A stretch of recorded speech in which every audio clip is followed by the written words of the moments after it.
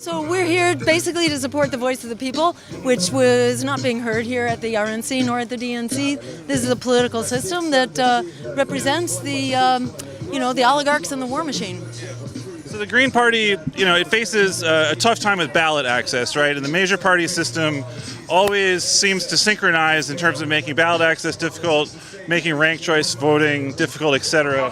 Can you talk about some of the challenges that those are faced? Some of the what? Some of the challenges. Oh, yeah. So the DNC announced way back in March that they were hiring an army of lawyers to throw their competitors off the ballot. This is the Democratic Party that claims to be defending democracy.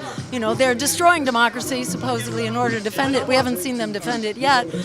They've also advertised for infiltrators and spies to mess up our ballot drives and our organizations.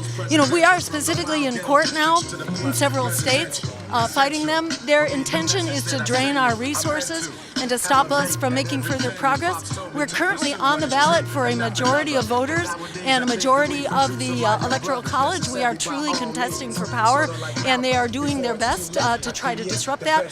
And then most recently, they're now tying up the public funding that we qualified for, $270,000, that we very much need to keep going. And so we're encouraging people to own this fight, to crowdfund this fight, because we are the one anti-genocide, anti-war, pro-worker, climate emergency choice that is already on the ballot for a majority of voters. So we're here to really fight this fight. And without us on the ballot, we don't really have a dog in this fight.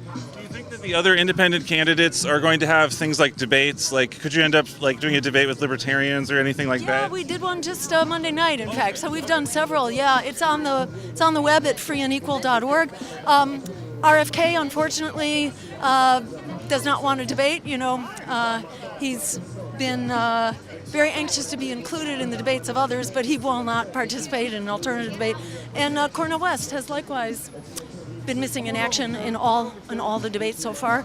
We've held two with the Libertarians and with PSL. So some of us are willing to actually stand up and defend our positions, and some are apparently not capable of doing that. Okay, so as we go into November, where would you say the other where can people look to find out about what's happening in the world of outside of the two main parties? Where can people learn more about what's happening in that political space? Yeah, so I really encourage people to go to our website at jillstein2024.com, because we are the only campaign that will be on the ballot in a majority for a majority of voters. So this is do we want a symbolic campaign, or do we actually want to take power right now in the midst of this utter meltdown of our society, our economy, our foreign policy? The American people are not happy. We need a voice in this fight. And if you have three pro-genocide campaigns, pro-war and pro-genocide campaigns on the ballot, and only one anti-war, anti-genocide campaign,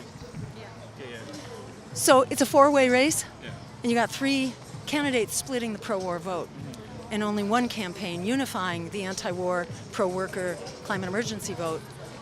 You can divide the vote in such a way that it only requires 26%. 26% could potentially win this race. So are you rule it out, and I wouldn't allow the powers that be to talk you into hopelessness. Okay, and forgive me for not being up on this, but are you the Green Party nominee currently? I'm a presumptive nominee, so I have won basically 95% of the delegates to our convention. Okay. Well, thank you so much for that. I really appreciate your time, Jill. Thank you.